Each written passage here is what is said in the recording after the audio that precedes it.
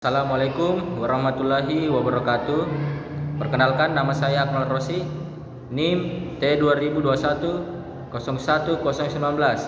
Ya, di sini saya akan menjelaskan materi tentang gelombang bunyi.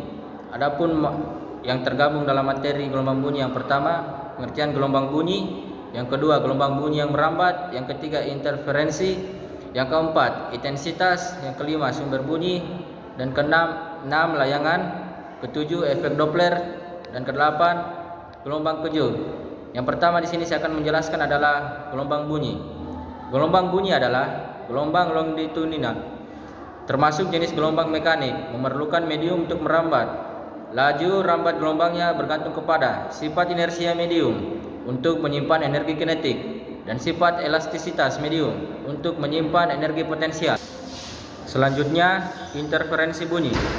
Interferensi dua gelombang bunyi yang identik yang melewati satu titik yang sama, bergantung kepada beda fase antara kedua di titik itu.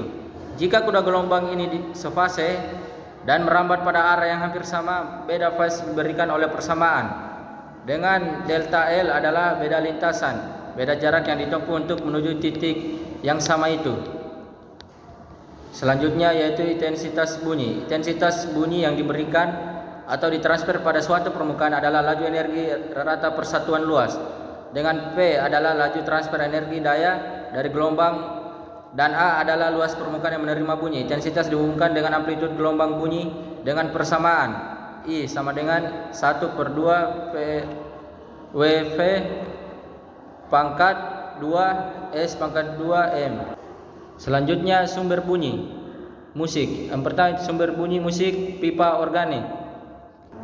Yang kedua gitar, biola, piano, drum, seruling, dan trompet. Itulah beberapa sumber yang bisa menghasilkan bunyi alat musik.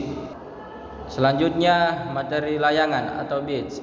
Layangan terjadi bila dua gelombang bunyi yang frekuensinya sedikit berbeda diamati secara bersama-sama.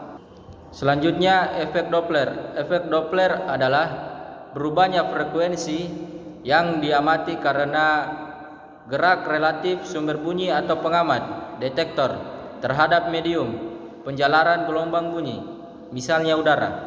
Hubungan antara frekuensi yang diamati dengan frekuensi dari sumber bunyi dinyatakan dengan persamaan frekuensi pangkat. Jika detektor dan sumber saling mendekat, tanda kecepatan harus meningkatkan frekuensi bunyi. Jika detektor dan sumber saling menjauh, tanda kecepatan harus mengurangi frekuensi bunyi, atau secara singkat, mendekat berarti naik, menjauh berarti turun. Dan yang terakhir gelombang kejut. Jika laju sumber bunyi relatif terhadap medium melaju lebih bunyi dalam medium, persamaan Doppler tidak bisa digunakan.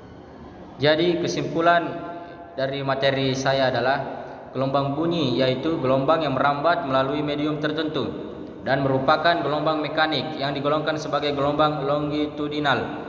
Bunyi memerlukan medium agar dapat merambat dan bisa terdengar. Udara merupakan medium paling umum digunakan. Saat Anda berbicara, suara yang dikeluarkan dari pita suara akan menggetarkan udara di sekitarnya. Lalu, getaran tersebut merambat hingga akhirnya diterima oleh telinga lewat bunyi atau suara yang dikeluarkan.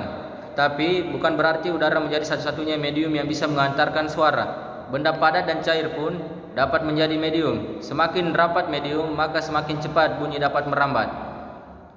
Berdasarkan rentang frekuensinya, gelombang bunyi dibedakan menjadi infrasonik, gelombang bunyi yang memiliki frekuensi kurang lebih 20 Hz, audiosonik, gelombang bunyi yang memiliki frekuensi antara 20 sampai 20.000 Hz. Frekuensi inilah yang dapat didengar oleh telinga manusia. Sedangkan ultrasonik, gelombang bunyi yang memiliki frekuensi 20.000 lebih Hz. Hewan yang dapat mendengar gelombang bunyi ini adalah anjing dan kelelawar. Gelombang bunyi merambat dengan kecepatan tertentu. Kecepatan bunyi bervariasi antara 330 meter per sekon hingga 5.400 meter per sekon. Gelombang bunyi juga dapat merambat melalui zat padat. Contoh medium rambatan zat padat yaitu aluminium, baja, kaca, dan lain-lain.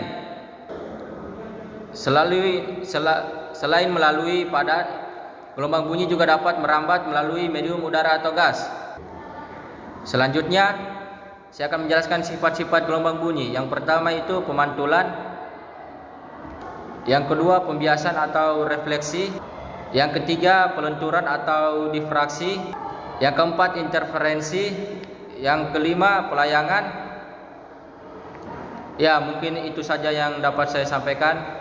Lebih dan kurangnya mohon dimaafkan. Sekian dan terima kasih.